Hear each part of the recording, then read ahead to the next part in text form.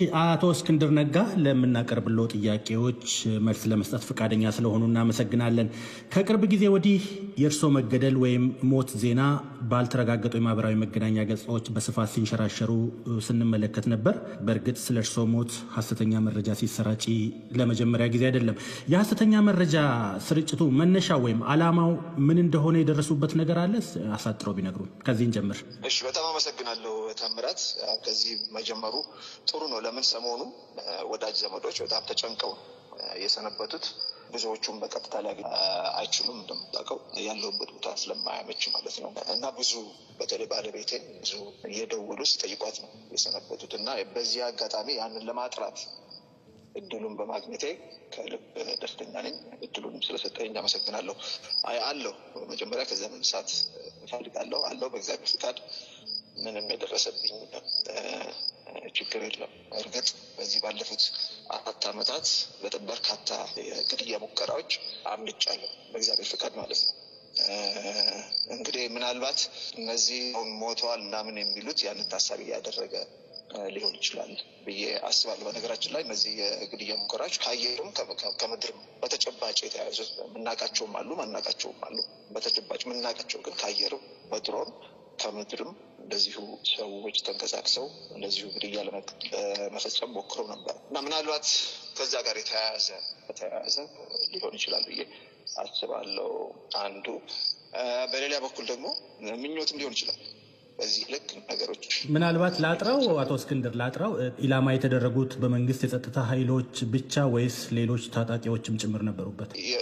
አገዛዙ ግልጽ ስለሆነ፣ ሌላው ግን ለጊዜው አስተያየት ባልሰጥበት ይሻለኛል እንላለን። ይታወቃል በደንብ ዶክመንትድ የሆነ ነገር ስለሆነ እሱን ወደፊት ጊዜ ያወጣዋል በሚለው እንለፈው። ይሄ እንዳልኩት ምኞትም አለበት። በአንድ በኩል ያው ካለው የፖለቲካ ልዩነት የተነሳ በኢትዮጵያ ባህል ውስጥ የፖለቲካ ልዩነት በሰላማዊ መንገድ የመፍታት ነገር የለም። የጀርባ ታሪካችን ያን አይደለም ያመለክቱት፣ ያው መገዳደል ነው። ስለዚህ ከዚህም ጋር የተያያዘ ነገር ሊኖረው ይችላል የሚል ግምት አለኝ። በሌላ በኩል ደግሞ በፋኖ ውስጥም ክፍፍል ለመፍጠር በተለይ በአገዛዙ በኩል በዚሁ በፋኖ ውስጥ የውስጥ ክፍፍል ለመፍጠር እንደ አጀንዳም የማራገብ ነገርም አለ። ስለዚህ ከተለያየ አቅጣጫ እንደዚህ አይነት አሉባልታዎች ይነሳሉ። ግን ዞሮ ቅድም እንዳልኩት ዋናው ሁሉ ነገር ያለው በእግዚአብሔር እጅ ነው። እስካሁን ድረስ ሰላም ነኝ ለማለት ነው እና መልካም። ለተጨነቃችሁ ወዳጆችና ዘመዶች ከልብ አመሰግናለሁ ማለት ፈልጋለሁ በዚህ አጋጣሚ። መልካም አመሰግናለሁ። በአማራ ክልል በተለያዩ አካባቢዎች የሚንቀሳቀሱ የፋኖ ታጣቂዎች አደረጃጀቶች እርስዎ ይመሩት የነበረውን በሸዋ የሚንቀሳቀስ የነበረውን አደረጃጀት ጨምሮ አፋብን ወይም የአማራ ፋኖ ብሔራዊ ንቅናቄ ሲመሰረት ወደ አንድነት ተመቷል። እርስዎም በንቅናቄ ውስጥ ኃላፊነት ተሰጥቶት እንደነበረ እና ያንን ኃላፊነት እንዳልተቀበሉት ይልቁኑ በአባልነት ብቻ እንደሚቀጥሉ መረጃዎች ወጥተው ነበረ። በእርግጥ መረጃው ትክክል ነበር? ካልሆነ በምን ሁኔታ ውስጥ እንዳሉ ቢነግሩ። አዎ መረጃው ትክክል ነው። የሁለቱም ድርጅቶች አፋብኃና አፋሕድ ወደ አንድነት ሲመጡ ሂደት ነበረው። በዛ መካከል ላይ ድርድር አለው፣ ንግግር ነበር። የአንድነት አመቻች ኮሚቴ ተዋቅሮ በእኛም አፋብኃም በኩል በአፋሕድም በአፋብኃ በኩል ያው ሂደቶች ነበሩ። ያው እንግዲህ በዚህ ሂደት ውስጥ አሁን በዚህ በፋኖ ትግል ውስጥ በአማራ ትግል ውስጥ በሀገራችን ላይ በውስጥ ያለ ምንም ጥያቄ በሌለው የሀሳብ ልዩነት አለ። ግን ከሀሳብ ልዩነቱ በላይ የገነነው ጎጠኝነት ነው። ጎጠኝነት ትልቅ ቦታ ይዞ በትግላችን ላይ እዚህ በአማራ ትግል ላይ የህልውና ትግል ላይ ትልቅ ደንቃራ ፈጥሯል። ያ ሲንጸባረቅ ነበረ። እንደገና ደግሞ ከፋኖም ከአማራ ውጭ የሆኑ ረጃጅም እጆች ገብተውበት ነበር እና እነዚያ ነገሮች ተደማምረው የሀሳብ ልዩነቱ እንዳልኩት ጎጠኝነቱ ከፋኖም ከአማራም ውጭ የሆኑ ረጃጅም እጆች ተደማምረው እኔ በአመራርነት ልቀጥል የማልችልበት ሁኔታ ነው የፈጠሩት። አቶ እስክንድር ረጃጅም ያሏቸውን እጆች ሊያነሱልን ይችላሉ? እነማን እንደሆኑ ለጊዜው ልለፈው። ይሄንም ጊዜው ቦታው ጊዜውም ስላልሆነ ልለፈው። ብዙዎች ይገምታሉ። ለዚህ እንግዳ አይደሉም ብዬ አስባለሁ። ረጃጅም እጆች ገብተዋል እና ከዛ አኳያ ነው በአመራርነት መቀጠል ያልቻልኩት ማለት ነው። እና ደግሞ በዚህ በሀገራችን ላይ የተለየ ቅሬታ የለኝም። ትግል ላይ ነው ያለነው። ትግል ላይ የተለያዩ ነገሮች ይከሰታሉ። ችለን ነው ወደፊት የምንሄደው ማለት ነው። ይዘን ነው ወደፊት የምንሄደው ማለት ነው። በንቅናቄ ውስጥ ያው በአባልነት መሳተፍ አንድ ነገር ነው። በንቅናቄ ውስጥ ሚናው ምንድን ነው? ተራ አባል ነኝ። ተራ አባል ሆኜ ተንቀሳቀስኩኝ። አባል ብዙ ኃላፊነት አለበት። እያንዳንዱ እንግዲህ በየዕለቱ የሚደረጉ የተለያዩ እንቅስቃሴዎች አሉ። በነዛ እንቅስቃሴዎች እሳተፋለሁ ማለት ነው። ከ98 ከ99 ከመቶ አባል በተራ አባልነት ነው የሚንቀሳቀሰው። እንደዛ ማለት ነው። በዛ ልክ ማለት ነው። እያንዳንዳችን በዚህ ልክ እያንዳንዱ ጦር ሜዳ ሄዶ ይታኮሳል ማለት አይደለም። ሁሉም ባለው ልክ ባለው አቅም ልክ የሚሰጠው ስራ አለ። እንደዛም ያንን ስራ የተወጣው ይገኛለሁ ማለት ነው። እንግዲህ እንደዚያ ካሉኝ እርስዎ በአባልነት የታቀፉበት አፋብን ከሌሎች በኢትዮጵያ ውስጥ ካሉ አማጽያን ጋር ጥምረት መፍጠሩን ሰምተናል። ይህንን የተፈጠረውን ጥምረት እንዴት አገኙት? የንቅናቄው አባል ስለሆኑም ጭምር ሂደቱን ያውቁታል ብዬ ነው ይህንም ጥያቄ ማነሳሎት። ጉዳዩ በብዙ ስላነጋገረም ጭምር ነው የምጠይቆት። እንዴት አገኙት? በጣም ጥሩ ጥያቄ። በነገራችን ላይ ያው ይህንን ጉዳይ አስመልክቶ ሰሞኑን የገባ ደብዳቤ አለ ለፖሊት ቢሮችን ማለት ነው። እንግዲህ ፖሊት ቢሮችን ከፍተኛው በስራ አስፈጻሚ ዘርፍ ውስጥ ከፍተኛው የስልጣን እርክብ ያለበት አካል ነው ማለት ነው። የአፋብን አባላት በአባላት ደረጃ ከላይ ወደ ታች ይመጣል። መረጃ የለም፣ ምንም አይነት መረጃ የለም። ማንኛቸውንም ነገር እየሰማን እና እየተከታተልን ነው ከመገናኛ ብዙኃን። እንግዲህ ይህን አስመልክቶ ነው አፋብን አባላት ለፖሊት ቢሮ ደብዳቤ ያስገቡት ማለት ነው። እነዚህ በዛ ውስጥ 7 ነጥቦች ተካተዋል። በአጭሩ ሊሄዱ በጣም ወሳኝ ስለሆነ ምንድን ነው ይሄ የጽምዶ ጉዳይ እንግዲህ ላለፉት ጥቂት ወራት በመገናኛ ብዙኃን መጀመሪያ በትንሹ ነበር ብቅ ጥልቅ የሚል ጉዳይ ነበረ። በኋላ ግን ጉልበቱ እያየለ ሄዶ አሁን ሰሞኑ ደግሞ ባለፉት 2 ሳምንታት ውስጥ ጭራሽ አልቆለታል ተብሎ እየተነገረ ነው። ያውም በድርጅቱ ከፍተኛ አመራር አባላት ዘንድ ማለት ነው። ጥቂት ናቸው ኦፍኮርስ፣ ሁሉም የድርጅቱ አመራር አባላት እንደዚህ የሚሉት፣ ጥቂቶቹ ግን በዛ ልክ የተናገሩ ናቸው። ይሄ ማጠፉ ይሄ እንግዲህ አሁን ያለንበት ማቀፍ ነው። እንደምታውቀው ይሄ ጉዳይ በተለይ ህወሓትን በሚመለከት አፋብን ከመመሰረቱ በፊት አፋሃድ እና አፋብሃ በነበረበት ጊዜ ይሄ ጉዳይ አየር ላይ ነበረ፣ ግን ባሉባልታ ደረጃ ነበረ እና በአፋብሃ በኩል በጣም ከፍተኛ የሆነ እንደ ቁጣ የሚቀሰቅስ ርዕስ ነበረ። ውሸት ነው፣ የፕሮፓጋንዳ ዘመቻ ነው እየተባለ ማለት ነው። ይሄን ጉዳይ በነገራችን ላይ አፋብሃ ሲመሰረት ተነስቶ በደንብ ጥርት ያለ አቅጣጫ የተሰጠበት ነው። ለጊዜው እዛ ውስጥ አልገባም፣ ግን አንስተን አፋሃድ በኩል ተነስቶ ምን አይነት አቋም መወሰድ እንዳለበት በደንብ ስምምነት ላይ ተደርሶበታል። አፋብን በዚህ ጉዳይ ላይ ምን አይነት አቋም መያዝ ይኖርበታል በሚለው ላይ ስምምነት ተደርሶበታል ለማለት ፈልጋለሁ። በነገራችን ላይ አፋሃድ እንደ ድርጅት ከአፋብሃ ጋር ለመዋሃድ አንድ ለመሆን ቀይ መስመር አስምሮ አቋም የወሰደበት እና የግድ በዚህ ጉዳይ ላይ መስማማት አለብን ያለው ይሄ ጉዳይ ብቻ ነው። ሌላውን በሙሉ አፋብሃ ያለውንም ቅድመ ሁኔታ የተቀበለው ባያምንበትም ማለት ነው። በጣም ብዙ ያላመነባቸው ጉዳዮች ነበሩ፣ ግን ለአንድነት ብሎ እዛን ጉዳዮች አሳልፎ ነው የሰጠው። አንድነቱ ይበልጣል፣ ያለምንም ቅድመ ሁኔታ አንድ መሆን አለብን በሚል ማለት ነው።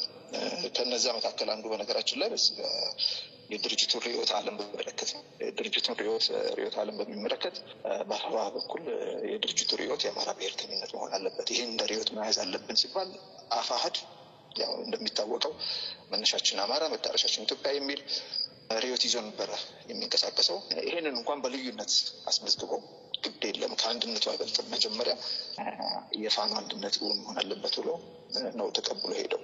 በዚህ ቢያንስ ህወሓትና ህወሓትን ከሚመስሉ ድርጅቶች ጋር ግን ያለው ግንኙነት መሆን አለበት በሚለው ግን በዛ ላይ ስምምነት ተደርሶበታል።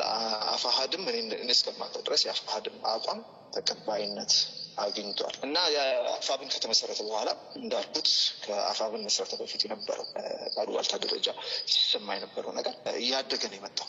መጀመሪያ ብልጭ ድርግም ነው ያለው። ከዛ በኋላ አንዳንድ የድርጅቱ አመራሮችም እዚህ ጉዳይ ላይ እንደ እውነታነቱን የሚያረጋግጥ አስተያየት መስጠት ነው የጀመሩት። መጨረሻ ላይም አሁን በቃ እንዳለቀለት ነገር እየተነገረ ነው ማለት ነው።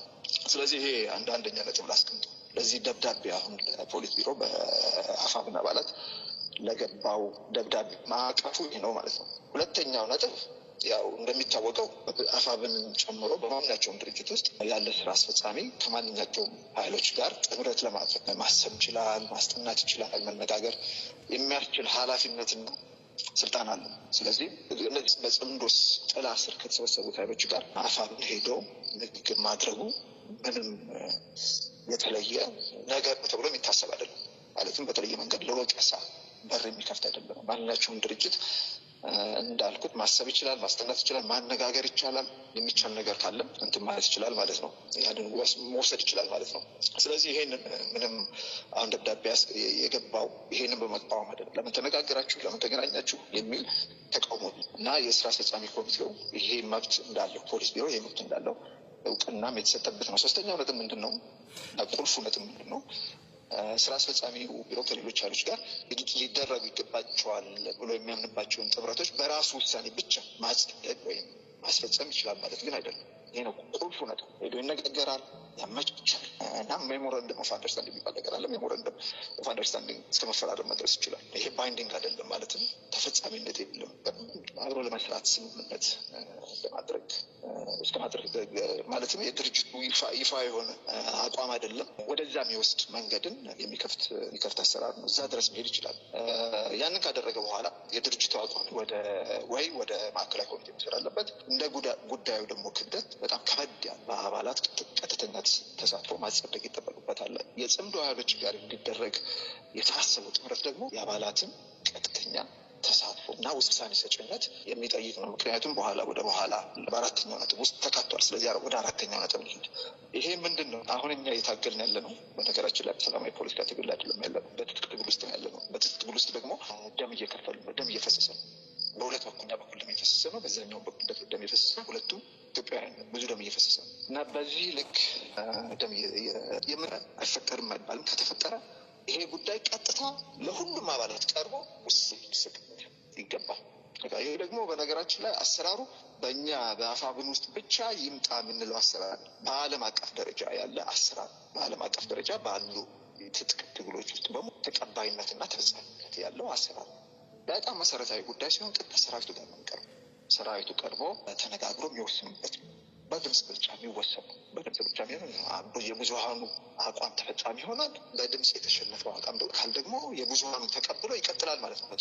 አሁን ጽምዶ ኃይሎች ጋር ሊፈጸም የታሰበው ስምምነት በየትኛው በምን ደረጃ ነው ያለው? በማዕከላዊ ኮሚቴ ደረጃ የሚወሰን ነው። ማዕከላዊ ኮሚቴ ማለት በነገራችን ላይ ህግ አውጪ፣ በአንድ ድርጅት ውስጥ እንደ ህግ አውጪ አካል የሚታይ ነው። በሱ ደረጃ የሚታይ በቀጥታ የአባላትን ተሳትፎ የሚጠይቅ ነው ብለን ስንመዝነው ያለምንም ጥያቄ የአባላትን ቀጥተኛ ተሳትፎ የሚጠይቅ ነው። ለምንድን ነው እንደዚህ? የጀርባ ታሪካቸውን በጽምዶ ኃይሎች ስር የተሰባሰቡት ድርጅቶች የጀርባ ታሪካቸውን ስንመለከት በጸረ አማራነታቸው እና በጸረ ኢትዮጵያዊነታቸው የሚታወቁ ናቸው። እኛ የለጠፍንባቸው ስም ሳይሆን ዓለም የሚያውቀው ማንነታቸው ነው። እንግዲህ እነሱ ያን ያስቀመጡበት የራሳቸው ህይወት ዓለም የራሳቸው ታሪክንም ፖለቲካንም የሚመለከቱበት መነጽር አለ። ያ ትክክል ነው ትክክል አይደለም የሚለው ሌላ ጉዳይ ሆኖ ግን እነዚህ ልክ የሚታወቁ ናቸው። ስለዚህ ከነዚህ ኃይሎች ጋር ጥምረት ይደረግ ከተባለ እና እኛ ደግሞ እንደ ፋኖ የወጣ ነው ከነዚህ ኃይሎች ጋር ለመታገል ነው ብለን ደማችን እያፈሰስን ከሆነ በቀጥታ ይሄ ጉዳይ መወሰን ያለበት አባላት ነው ማለት ነው። ስድስተኛው ነጥብ ደግሞ በጣም ወሳኝ ነው። በዚህ ላይ አጽንኦት ሊሰጥበት ይገባል ብዬ አስባለሁ። ለምን አሁን ያለው የአፋብን አመራር ድርጅታዊ ጉባኤ በህጋዊና ዲሞክራሲያዊ መንገድ ያልተመረጠና የፋኖን አንድነት ለማሳለጥ በጊዜያዊነት የተዋቀረ የሽግግር አመራር ነው።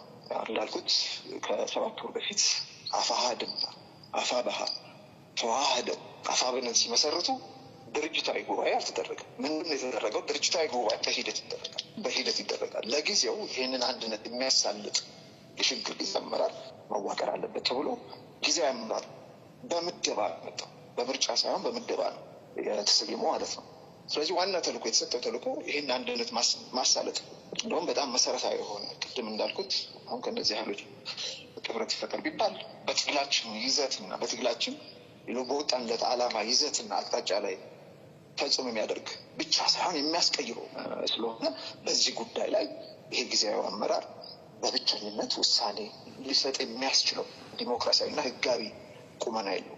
ይሄ በጣም ወሳኝ ግን ቅድም እንዳስቀመጥኩት እንደ በህጋዊ መንገድ እንኳን በህጋዊና በዲሞክራሲያዊ መንገድ የተመረጠ አመራር ቢሆን በድርጅታዊ ጉባኤ የተመረጠ አመራር ቢሆን እንኳን ከጉዳዩ ክብደት አኳያ በአመራሩ ውሳኔ ብቻ ውሳኔ ሊሰጥበት የሚችል ጉዳይ አይደለም። ስለዚህ ይህንን ነው አንድ ደብዳቤ ውስጥ የተነሳው ነጥብ ማለት እና በመጨረሻም የተነሳው ጉዳይ በዚህ በገባው ደብዳቤ ውስጥ እንግዲህ ይሄ ሳይሆን ቀርቶ አሁን እንደ አባላት ይህንን ህጋዊና ዲሞክራሲያዊ የሆነ ጥያቄ ቀርቧል።